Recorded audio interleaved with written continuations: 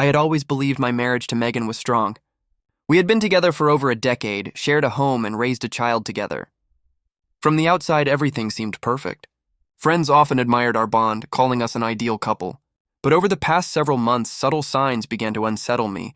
Late nights, secretive phone calls, unexplained absences, and vague excuses about her whereabouts. A nagging doubt grew stronger every day, and I knew deep down that something was wrong. One evening, Megan sat me down and said something that completely shocked me. She wanted an open marriage. I couldn't believe what I was hearing. She wanted the freedom to be with other men while still being married to me. I was stunned, hurt, and angry. I told her in no uncertain terms that I refused.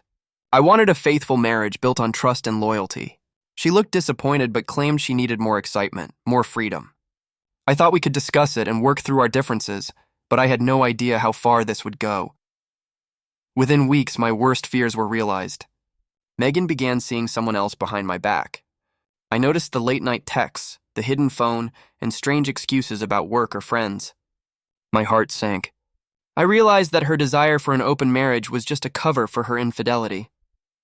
I knew I needed proof, something irrefutable, so I could protect myself and our child and ensure she faced consequences. I began documenting everything: messages, emails, photos, and financial records that revealed the affair.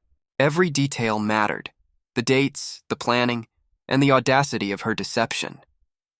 I collected the evidence methodically, knowing that when the time came, I could act decisively.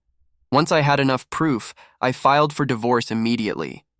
Custody arrangements for our child were my top priority, ensuring stability and emotional security. Financial settlements were calculated not only according to legal obligations, but also reflecting the emotional toll of her betrayal. Megan had gambled with trust, loyalty, and family, and she lost completely. But legal action alone wasn't enough. I needed to reclaim control and ensure she felt the consequences of her choices fully. I cut all contact with her. I moved out with our child, stopped answering her calls, texts, and emails, and vanished from her life completely. The absence itself became punishment. She had no chance to plead, negotiate, or manipulate her way back into my life. By disappearing entirely, I reclaimed my dignity, authority, and peace of mind. In the weeks that followed, I focused entirely on rebuilding stability, routine, and emotional security for myself and my child. Friends, family, and a support system became my pillars, helping me navigate the emotional aftermath. Megan, meanwhile, faced the fallout of her audacity. Her credibility, reputation, and influence over my life were destroyed. The exposure of her infidelity and the legal consequences ensured she could not escape accountability. Reflecting on the ordeal, I realized that true revenge isn't about shouting, public humiliation, or dramatic confrontations. It's about strategy, timing, and reclaiming control. By documenting her affair, filing for divorce, and vanishing from her life entirely, I ensured the consequences were swift, undeniable, and permanent. Megan had assumed she could cheat, manipulate, and continue life as if nothing had happened. She was wrong.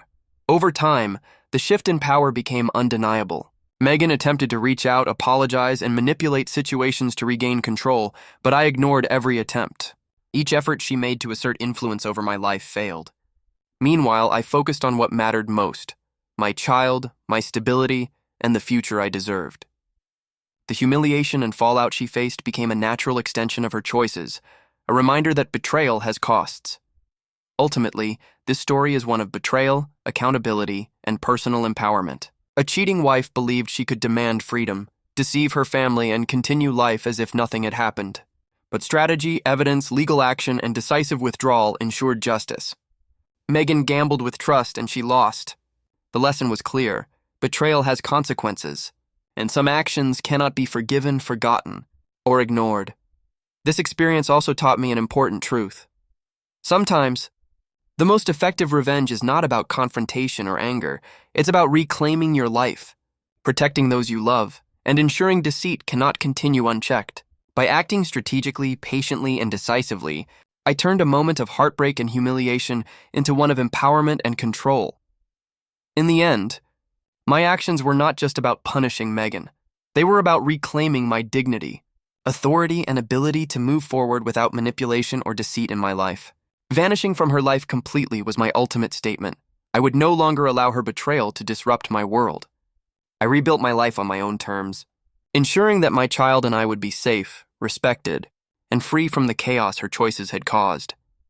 By filing for divorce, getting revenge strategically, and vanishing, I proved that the most powerful response to betrayal is reclaiming your life and refusing to let a cheater continue to manipulate or disrupt it. Megan learned, perhaps too late, that actions have consequences, and that some decisions cannot be undone.